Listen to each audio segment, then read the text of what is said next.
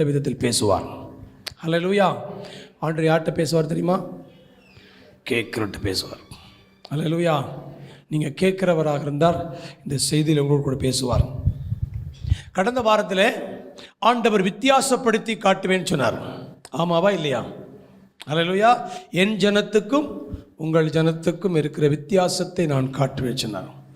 So நீங்களும் நானும் ஒரு வித்தியாசமான கூட்டம், வித்தியாசமான மக்கள், பிரித்தெடுக்கப்பட்டவர்கள். அதை குறித்து 1 பேதுரு 2:9 சொல்லும் பொழுது அழகாக இருக்குது. நீங்களோ உங்களை அந்தகார இருளில் நின்று ஆச்சரியமான ஒளியினிடத்திற்கு வரவழைத்தருடைய புண்ணியங்களை அறிவிக்கும்படிக்கு தெரிந்து கொள்ளப்பட்ட சந்ததி, ராஜரீகமான ஆசாரிய கூட்டம், பரிசுத்த ஜாதி, அவருக்கு சொந்தமான ஜனமாயும். அன்று எவ்வளோ ஸ்பெஷலாக வித்தியாசப்படுத்தி காட்டுறா பாருங்க. அவர்களோ நீங்களோ. யூதா புத்தகத்தில் படித்து 2 குரூப்பை பிரிக்கிறார். இங்கே சொல்கிறாரு, நீங்கள் யார்னா தெரிந்து கொள்ளப்பட்ட சந்ததி. கையை வச்சு சொல்லுங்க, நான் தெரிந்து கொள்ளப்பட்ட சந்ததி. 2வது ராஜரீகமான ஆசாரிய கூட்டம். கையை வச்சு நான் ராஜரீகமான ஆசாரிய கூட்டம். அடுத்தது நான் பரிசுத்த ஜாதி. ஹல்லேலூயா. கடைசியாக அவருக்கு சொந்தமான ஜனங்கள். அதாவது காட்ஸ் ஓன் ஸ்பெஷல் பீப்புள் அப்படின்னு எழுதியிருக்குது. God's own special people. நீங்கள் அவருக்கு விசேஷமான தலை சிறந்த அவருடைய சொந்த ஜனங்கள். ஸோ இங்கே ஆண்டவர் உங்களை எப்படி சொல்கிறார்னா, உங்கள் மேலே மற்ற எல்லாரை விட உங்களுக்கு தேவன் ஒரு தலை சிறந்த ஒரு வித்தியாசத்தை, ஸ்பெஷாலிட்டி, சிறப்பு சலுகையை தேவன் இங்கே சொல்கிறார். அல்லேலூயா. இதுக்கு பேர் காட் கைண்ட். நீங்களும் நானும் தேவ ரகம். சொல்லுங்கள், நம்ம என்ன ரகம்? இவன் ஒரு ரகமாக இருக்கிறானே அப்படின்னா, ஆமாம், நாங்கள் எந்த ரகம்? தேவ ரகம் அப்படின்னு சொல்லணும். ஓகேயா? அடுத்தது விசித்திர வினோதமானவர்கள். என்னவானவர்கள்? Peculiar people. பெக்யூலியர் பீப்புள் அப்படின்னா இவன் கொஞ்சம் வினோதமாக தான் இருக்கிறான், விசித்திரமாக தான். ஆமாம், நாங்கள் யார் தான்? விசித்திர வினோதமானவர்கள் தான். பைபிளில் வசனம் இருக்குதா? ஆமாம், விசித்திர வினோதமானவனே பைபிளில் வசனம் இருக்குது. சங்கீதம் 139 சங்கீதத்தில் 15 வசனம் படிச்சிங்கன்னா அதில் போட்டிருக்குது, நான் ஒளிப்பிடத்திலே உண்டாக்கப்பட்டு பூமியின் தாழ்விடங்களிலே விசித்திர வினோதமாய் உருவாக்கப்பட்ட பொழுது. கர்த்தரனை எப்படி உருவாக்கியிருக்கிறாரு? பகலில் பார்த்துடுங்க, கொஞ்சம் விசித்திரமாக தான் இருக்கிறீங்க, கொஞ்சம் வினோதமாக தான் இருக்கிறீங்க. எங்கெங்க அம்மா அப்பா வயிற்றில் உருவாறதுக்கு முன்னாடியே கர்த்தர் நம்மளை விசித்திர வினோதமா, மற்றவங்களை போல் நீங்கள் இருக்கிறீங்கன்னு சொல்லி ஒரு தரை மட்டத்துக்கு வந்துடாதீங்க. ஐ ஆம் special. Amen. I am unique, I am peculiar, I am special. இப்படிங்கிற ஒரு மனப்பான்மை இருக்கணும். அப்படி இருக்கும் பொழுது அதை அட்ராக்ட் பண்ணும். நான் தேவனுடைய பிள்ளை, தேவனுடைய குமாரன், தேவ ரகம். அல்லேலூயா. இது அடுத்த ஒரு வார்த்தை சொல்ல பாருங்க. I am God's favourite. நான் யார் ஃபேவரைட்? சில கேட்பாங்க, உங்களுக்கு எதுங்க ஃபேவரைட்? எனக்கு பிரியாணி ரொம்ப ஃபேவரைட். சிலர்கிட்ட கலர் கேட்பாங்க, உங்களுக்கு என்ன கலர்? எனக்கு பிங்க் கலர் ரொம்ப ஃபேவரைட். ஒவ்வொருத்தரும் ஒவ்வொன்றா ஃபேவரைட் சொல்லுவாங்க.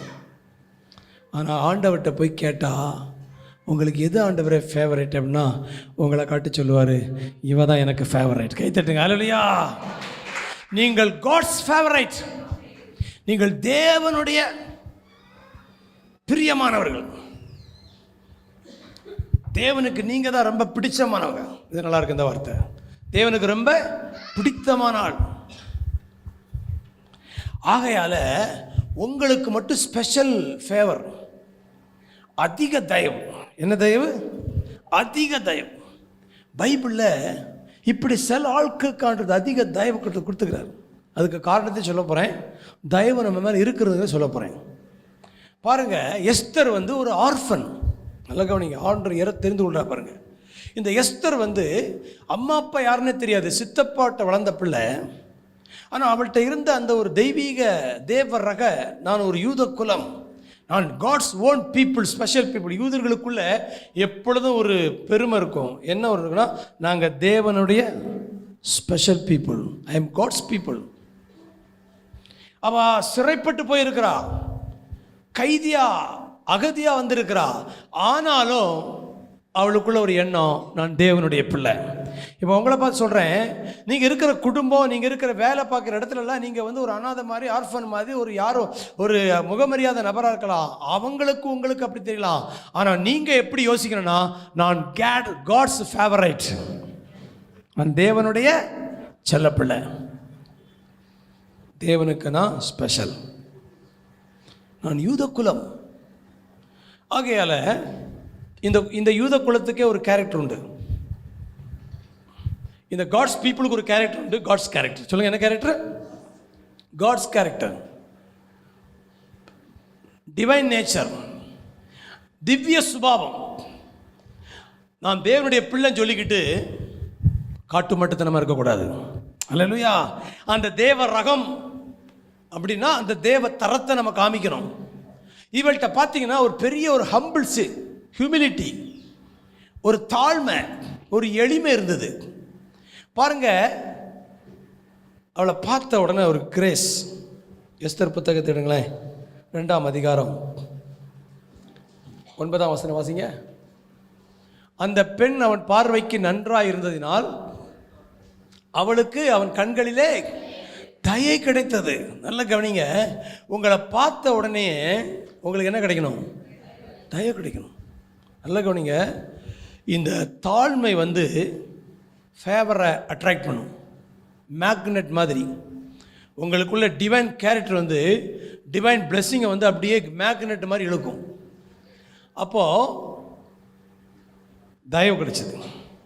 இன்னும் ரொம்ப 17ஆம் வசனம் படிச்சிங்கன்னா,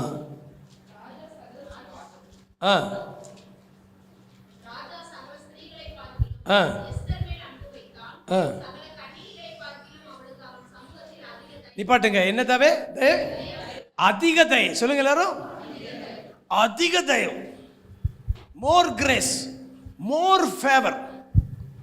எல்லாருக்கும் தயவுனா உங்களுக்கு என்ன தயவு? அங்கே நிறைய பெண்கள் இருக்கிறாங்க. ஆனால் இவளுக்கு மட்டும் அதிக தயவு கிடைச்சதுனால அவளை பட்டத்து ராணி ஆக்கிட்டான். அல்லேலூயா.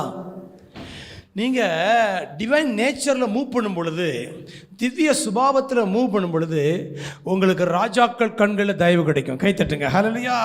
யார் கண்ணில் தயவு கிடைக்கும்? ராஜாக்கள் கண்களில் தயவு கிடைக்கும். இன்னொரு வசனம் போட்டிருக்குது, பார்க்குற எல்லார் கண்களையும் தயவா. என்ன தயவு? 15ஆம் வசனம் படிச்சிங்கன்னா கடைசி வார்த்தை படித்து பாருங்கள். எஸ்தருக்கு தன்னை காண்கிற எல்லார் கண்களிலும் கை தட்டுங்களேன். ஹல்லேலூயா. இது ஒரு மேக்னெட்டுங்க, இது ஒரு secret. The secret of the magnet is, hallelujah, என்ன தெரியுமா? தாழ்மை. பைபிள் போட்டிருக்குது, பெருமை உள்ளவர்களுக்கு தேவன் எதிர்த்து நிற்கிறார், தாழ்மை உள்ளவர்களுக்கோ கிருபை அளிக்கிறார். இந்த எஸ்தர் இருந்த இந்த காட் குவாலிட்டி, காட் கைண்டு, தேவ ரகம் என்னன்னா, it's is very simple, very humble. அதுவே ஒரு பியூட்டி.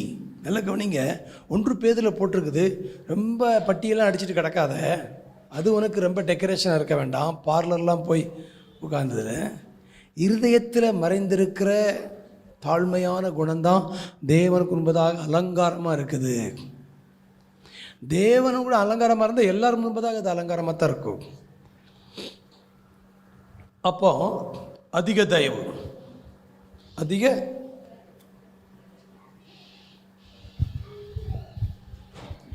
நீங்கள் தேவனிடத்தில் அதிக தயவை பெற்றுக்கொள்ளும் பொழுது பிசாசுக்கு உங்கள் மேலே என்ன வரும்? பொறாமை வரும். என்ன வரும்? பொறாமை வரும். நீங்கள் ஆண்டருடைய ஸ்பெஷல் சைடாக சிறப்பு சலுகையில் வாழும் பொழுது ஒருத்தனுக்கு என்ன வரும்? பொச்சரிக்குமா? என்ன இருக்கும்? இனிமே சொல்லுவாங்கள்ல, வைத்தெரிச்சல்.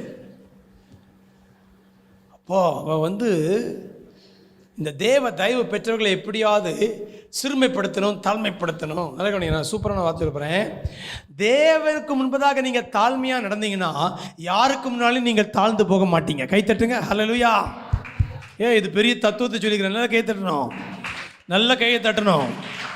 தேவனுக்கு முன்பதாக தாழ்மையா இருந்தீங்கன்னா யாருக்கு முன்னாலும் நீங்க தாழ்ந்து போக வேண்டிய அவசியம் கிடையாது. மொர்தெகாய் காவலாளி, செக்யூரிட்டி. ஆனால் ஆமான் வந்து ராஜாவுக்கு அடுத்தது.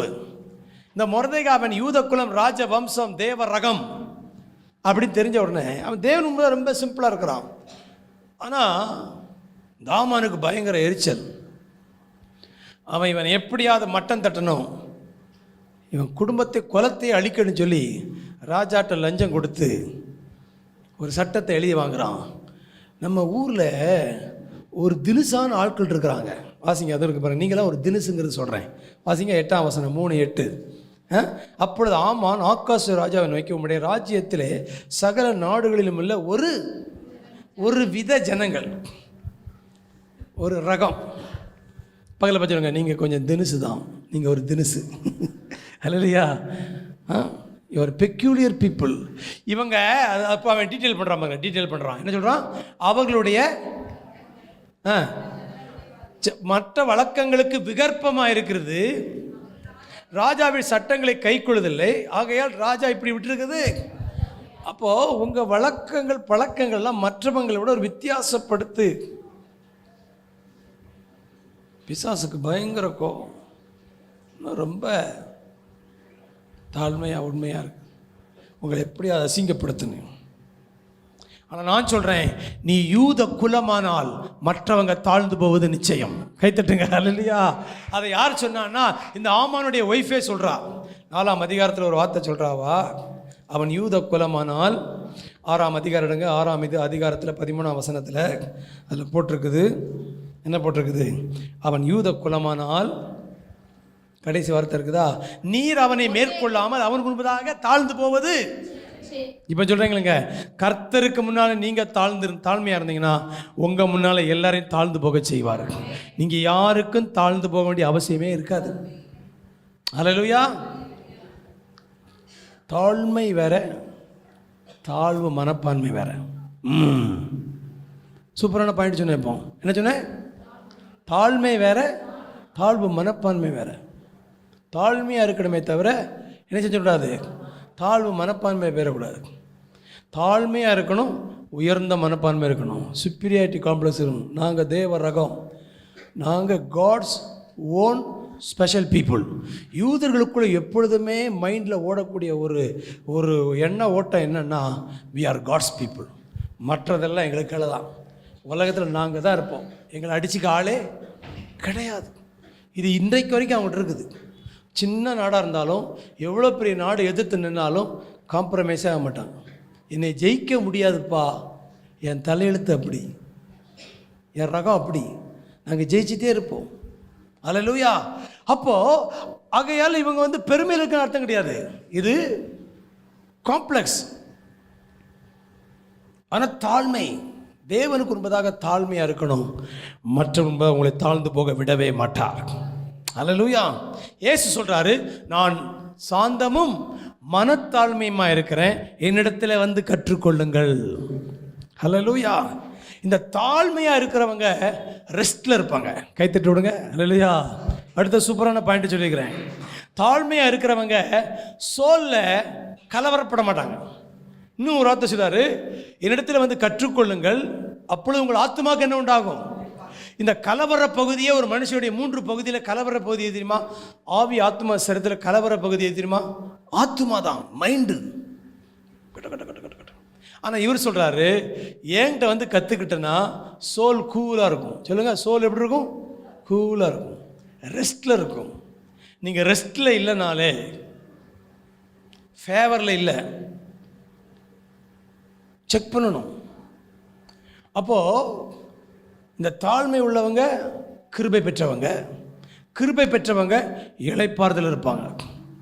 இதே புத்தகத்தில், எஸ்தர் புத்தகத்தில் அடிக்கடி வர்ற வார்த்தை இளைப்பாறுதல் எனக்கு ரொம்ப பிடிச்சிருக்குது. ஃபேவர் எங்கே கொட்டுதோ அங்கே ரெஸ்ட் வந்துக்கிட்டே இருக்கும். ரெஸ்ட்டு தான் ஃபேவர், ஃபேவர் தான் ரெஸ்ட். ரெஸ்ட்டில் இருக்கிறவங்க ஃபேவரில் இருப்பாங்க, ஃபேவரில் இருக்கிறவங்க மேலே பக்கத்தில் பார்த்து சொல்லுங்கள், உங்கள் தலைமையில் ஒரு ஒளிவட்டம் தெரியுது. சொல்லுங்கள், சொல்லுங்கள் பக்கத்தில், உங்கள் தலைமையில் ஒரு ஒளிவட்டம் தெரியுது. கர்த்தர் உன்ட்ட வேறு என்னத்தையும் கேட்கல, மீகா 6ஆம் அதிகாரம் 8ஆம் வசனம். போன வாரம் என்னை அடித்து நொறுக்கின வார்த்தை இந்த வார்த்தை. 3 பாயிண்ட் அடிக்கிறாரு. நியாயத்தை நியாயம் செய்து இரக்கத்தை சிநேகித்து உன் தேவனுக்கு முன்பதாக மனத்தாழ்மையை நடப்பதை அல்லாமல் வேற என்னத்தை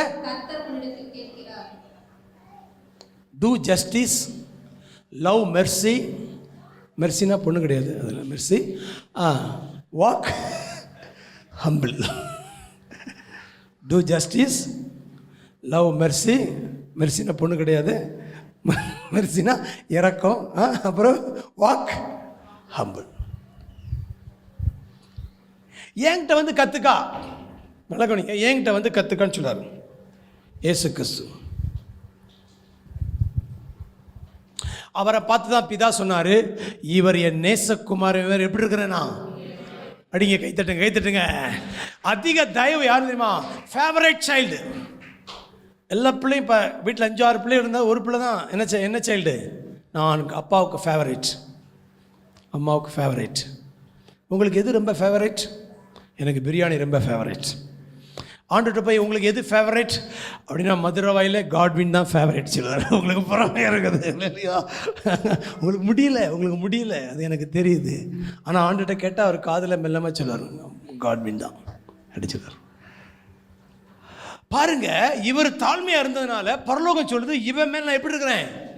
பிரியமாக இருக்கிறேன். தாழ்மையாக நட, நியாயம் செய், இரக்கத்தை சிநேகி, தாழ்மையாக நடந்தது. இந்த எஸ்தர் புத்தகத்துக்கு வந்துடும். எஸ்தர் புத்தகத்தில் பார்த்தீங்கன்னா இளைப்பாறுதலை பற்றி பேசுகிறார்.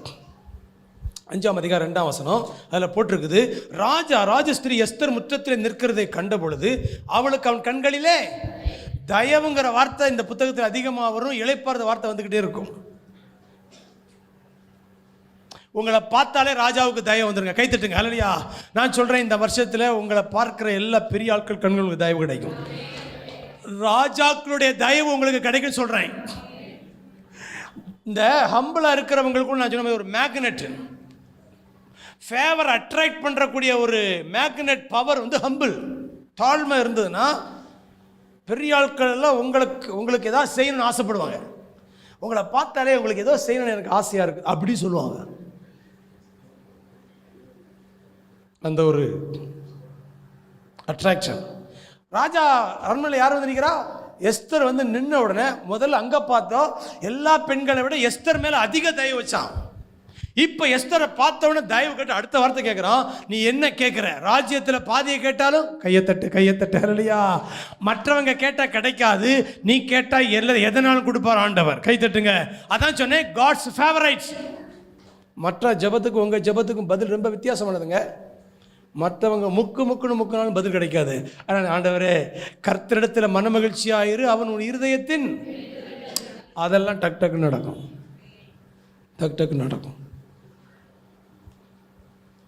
6ஆம் அதிகாரம் 6ஆம் வசனம்.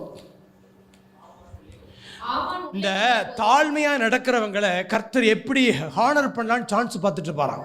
Super point. தாழ்மையாக இருக்கிறவங்களை எப்படி அவங்கள உயர்த்தலான்னு சான்ஸ் பார்த்துட்டே இருப்பாராம். இந்த மொர்தெகாய் ஒரு செக்யூரிட்டி தான், ஆனால் இவன் தாழ்மை உள்ளவனாக இருந்ததுனால இவனை உயர்த்தது. ஆனால் இவன் மேலே ஒருத்தருக்கு பயங்கர வைத்தறிச்சல் போகிறான். இவன் எப்படியாவது கவுத்தன்னு நினைக்கிறான். அதுக்காக ஒரு தூக்கு மரத்தை ரெடி பண்ணுறான். பைபிள் போட்டிருக்குது, உனக்கு விரோதமாய் உருவாக்கப்படுற ஆயுதங்கள். தூக்கு மரத்தை ரெடி பண்ணி வச்சுட்டு நடுராத்திரி யார்கிட்ட வர்றான்? ராஜாட்ட வந்து இவனுக்கு இருக்கிற இன்ஃப்ளூயன்ஸை வச்சு, நல்லா கவனிங்க, இன்ஃப்ளூயன்ஸை விட ஹம்பிளுக்கு பவர் ஜாஸ்தின்னு சொல்கிறாங்க கேளுங்க. இவனுக்கு ஒரு செல்வாக்கு இருக்குது. இவன் யாருன்னா ராஜாவுக்கு அடுத்த சீட்டில் உட்காந்துக்கிறான். அதனால் இவனுக்கு ஒரு பெரிய பெருமை இருந்து, நான் எதை கேட்டாலும் ராஜா தந்துடுவான்னு சொல்லிட்டு நடுராத்திரி வர்றான். நடுராத்திரி வந்தா ராஜா கேட்குறாரு, அவருக்கு தூக்கம் வரல, அவரு டைரி எடுத்து படிச்சுட்டு இருக்கிற. படித்து பார்த்தா அங்கே எழுதியிருக்குது, ஒரு நாள் ராத்திரி ராஜாவை கொல்றதுக்கு 2 பேர் திட்டம் போடும் பொழுது அதை இந்த செக்யூரிட்டி மொர்தெகாய் கண்டுபிடிச்சு போட்டு கொடுத்தனால ராஜா காப்பாற்றப்படுத்தார். அந்த 2 பேரும் தூக்கி போட்டாச்சு. ஆனால் ராஜா இப்போ மறுபடியும் படித்த உடனே, சரிப்பா என்னை காப்பாற்றினானே அந்த மொர்தெகாய்க்கு ஏதாவது செஞ்சீங்களா? எதுவுமே செய்யலை ராஜா அப்படின்னு யோசிக்கும் பொழுது யார் வந்து நிற்கிறா? ஆமாம் வந்து நிற்கிறான். எதை வச்சுக்கிட்டு? தூக்கு மரத்தை ரெடி பண்ணிட்டு அதை கேட்கறதுக்கு வர்றான். ஆமாம், யார் அங்கே காவலாளி அப்படின்னு. இதோ உங்கள் அசிஸ்டண்ட் வந்துக்கிறாரு, ஆமாம் ஆமாம். நான் பார்த்தவனு கேட்குறான், ராஜா வாசிங்க வாசிங்க. உள்ளே வந்த பொழுது ராஜா அவனை நோக்கி அவன் பார்த்தான். கேட்கறது நல்லா கேட்டுரும். நம்மளை தவிர வேற யார? ராஜா ஏறுற குதிரை, ராஜா போடுற ட்ரெஸ்ஸு, ராஜாவுடைய பொற்கிரீடம் எல்லாத்தையும் போட்டு குதிரையில் ஏற்றி கொண்டு போய் தெருவா கூட்டிட்டு போய் ராஜா கனம் பண்ணுகிற மனுஷன் இவ்விதமாய் அப்படின்னு என்ன செய்யணுமா? தார ஊதுவிக்கணும் அப்படின்ட்டான். ஒன்றும் குறையாம யாருக்கு செஞ்சிரு? முர்தேகாய்க்கு செஞ்சிரு. கை தட்டுங்க இல்லையா? தாழ்மை உள்ளவர்களை கர்த்தர் உயர்த்துகிறார். ஹல்லேலூயா. இது நடந்த பிறகுதான் அவருடைய மனைவி சிரேசு சொல்றா, அவன் யூத குலமானால் நீ அவனை மேற்கொள்ள முடியாது. இப்போ சொல்கிறேன் கேளுங்க, நீங்கள் தேவ பிள்ளையா இருந்தா உங்களை மேற்கொள்ளவே முடியாது. ஒருத்தரை கை தட்டுங்க. ஹல்லேலூயா. நீங்கள் தான் முற்றிலும் ஜெயம் கொள்ளுகிறவர்கள். உங்களை ஜெயிக்கிறதுக்கு ஆளே கிடையாது. ஆமென். ஃபேவர். அப்புறம் ரெஸ்ட் பார்த்துலாமா? 9:16 படிங்க.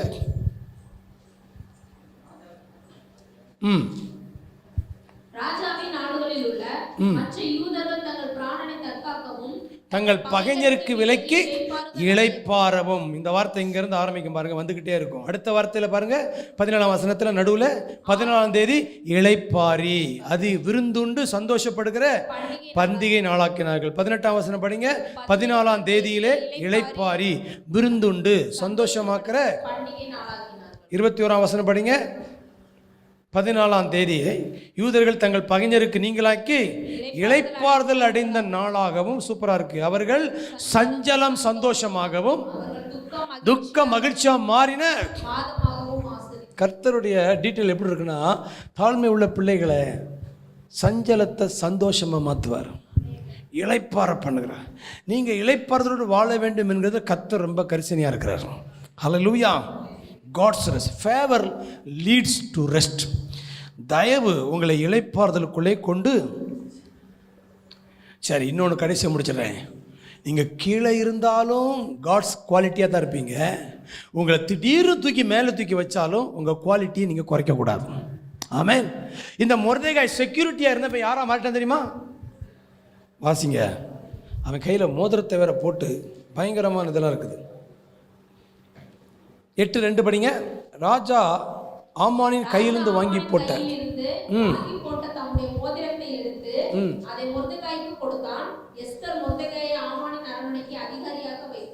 அதிகாரியாக்கிறார். தாழ்மை உள்ளவங்களை உயர்த்துறதுக்கு அடுத்தது மொர்தெகாய் எங்கே வந்துட்டான்னா, 10:3 படிச்சிங்கன்னா, யூதனாகிய மொர்தெகாய் ராஜாவாகிய ஆகாஸ்வேருக்கு தூக்கிட்டார். சிறியவனை புழுதியிலிருந்து குப்பையிலிருந்து எடுத்து எங்க வைக்கிறாரு? பிரபுக்களோடு உட்காரும்படி சிங்காசனங்களை சுதந்தரிக்கும்படி. கர்த்தர் தீர்க்கதரிசனம் சொல்றாரு, சிலரை சிங்காசனத்தை சுதந்தரிக்கும்படி நான் வைக்க போறேன். கைத்தட்டி கர்த்தரை மகிமைப்படுத்துங்க. ஹல்லேலூயா.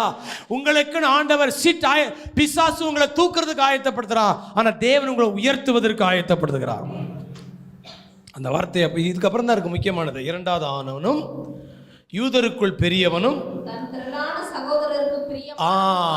கீழே இருக்கும் பொழுது பிரியமா இருக்கிறது ரொம்ப ஈஸி. அடுத்தது படிங்க. அன்றியும் தன் ஜனங்களுடைய நன்மையை நாடி தன் குலத்தாருக்கெல்லாம். இந்த டிவைன் நேச்சருங்கிறது உங்களை உயர்த்தி வச்சாலும் டிவைன் கேரக்டர்ல நீங்க நிக்கிறதா. ஹல்லேலூயா. ஏழ்மையா இருக்கும் பொழுது தாழ்மையா இருப்பது சுலபம்.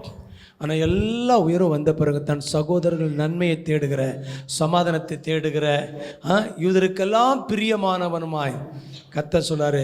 எஸ்தர் அனாதையாக இருக்கும் பொழுது பிரியமாக இருந்தது போல மொர்தெகாய் அதிபதி ஆன பிறகும் எல்லாருக்கும் கர்த்தர் சொன்னாரு, நீ எங்கே இருந்தாலும் தேவனுடைய பிரியத்தின் பிள்ளையாக ஃபேவரட்டாக நீங்கள் இருக்க முடியும். ஹல்லேலூயா. இந்த தாழ்மைங்கிறது ஆவியின் கனிகளில் ஒன்று. ஆவின் கனி, இந்த ஃப்ரூட் ஆஃப் ஸ்பிரிட். இது தாங்க ஆண்டவரே எனக்கு என்னை தாழ்மையை மாற்றுங்கன்னு ஜெபிக்க வேண்டாம். இது ஏற்கனவே இருக்குது. அல்ல, ஏற்கனவே இருக்குதுங்கிற ஒரு அவேர்னஸில் வாங்க, அதை ஆக்டிவேட் பண்ணுங்க. அதை நினச்சிங்க, என்னிலிருந்து இந்த ஜீவ நதி பாய்ந்து செல்லட்டும், எனக்குள்ள இந்த கனிகள் வெளிப்படுவதாக. அல்லேலூயா. என்னை அப்படி தான் டிஎன்ஏ வச்சிருக்கிறாரு, என்னை அப்படி தான் அந்த ரகமாக தான் படைச்சிருக்கிறாரு. இது ஏதோ புதுசாக எங்கேயோ வர வேண்டியதில்லை. நான் தேவனுடைய ரகம், தேவனுடைய தரம், தேவனுடைய காட் குவாலிட்டியில் இருக்கிறேன். எனக்குள்ள இந்த சாயல் வெளிப்படுவதாக. அல்லேலூயா. அது வெளிப்படும் பொழுது நீங்கள் ஆசீர்வாதத்தை கவர்ந்திருக்கிறவர்கள், தயவை கவர்ந்திருக்கிறவர்கள், உயர்வை கவர்ந்திருக்கிறவர்கள், உங்களை தேடி கனம் வரும், உங்களுக்கு உயர்வு வரும். நீங்கள் எல்லாருக்கும் பிரியமானவரை கர்த்தர் உங்களை தயவு பெற்றவளாக நிறுத்துவா. கண்களை மூடி கையை வைத்து, ஆண்டவரே, எனக்குள்ள அந்த ஒரு காட்ஸ் குவாலிட்டி லைஃப், நான் தேவ ரகம், நான் பெக்யூலியர் பீப்புள், நான் விசித்திர வினோதமானவன். என்ன விசித்திரம்? தெய்வீக சுபாவத்தில் விசித்திர வினோதமானவன். ஹல்லேலூயா. தேவ சாயல்ல நான் இருக்கிறேன். அதுதான் உங்களுடைய குவாலிட்டி. காட் குவாலிட்டியாக நீங்கள் வாழ்வது தான் உங்களை குறித்து தேவனுடைய விருப்பம். கைகளை உயர்த்தி, தாழ்மையுள்ளவரிடம்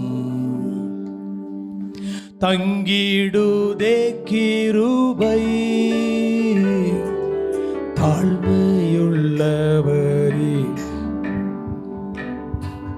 தங்கிடுதே கிருபை,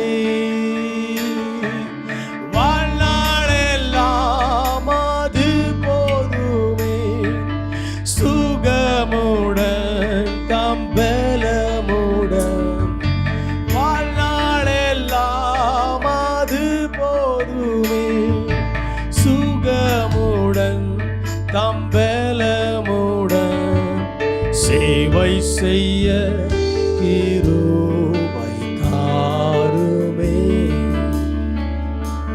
சேவை செய்ய கிருபை தாருமே. சேர்ந்து, தம் கிருபை பெரிதல்லோ என் ஜீவனிலும் அதே, இம்மட்டும் காத்ததுவே, தேவை கிருபை தாருமே, இன்னும் தேவை கிருபை தாருமே. நான் சாந்தமும் மனத்தாழ்மையுமாய் இருக்கிறேன், என்னிடத்தில் வந்து கற்றுக்கொள்ளுங்கள், உங்கள் ஆத்துமாக்களுக்கு இளைப்பாறுதல் உண்டாகும். கலவரமில்லாத ஒரு இருதயம், கவலைப்படாத ஒரு இருதயம், கலங்காத ஒரு இருதயத்தை எங்களுக்கு தருகிற எங்கள் தேவனுக்கு நன்றி உள்ளவரா. தாழ்மையோடு நடப்பதை அல்லாமல் வேறு என்னத்தை உன்னிடத்தில் கேட்கிறார். இந்த தேவ ரகத்தின் வாழ்வை எங்கள் வாழ்க்கை முறையாக மாறட்டும். உங்களுடைய வாழ்க்கையின் தயவு பெருகட்டும், உயர்வுகள் வருவதாக. அப்பா, கத்த சொல்ற சர்ப்ரைஸ் ப்ரமோஷனை கத்த தருவேன்னு சொல்றாரு. சர்ப்ரைஸ் லிஃப்ட் ஆண்டவர் உங்களுக்கு உயர்வை தரப்போகிறாரு.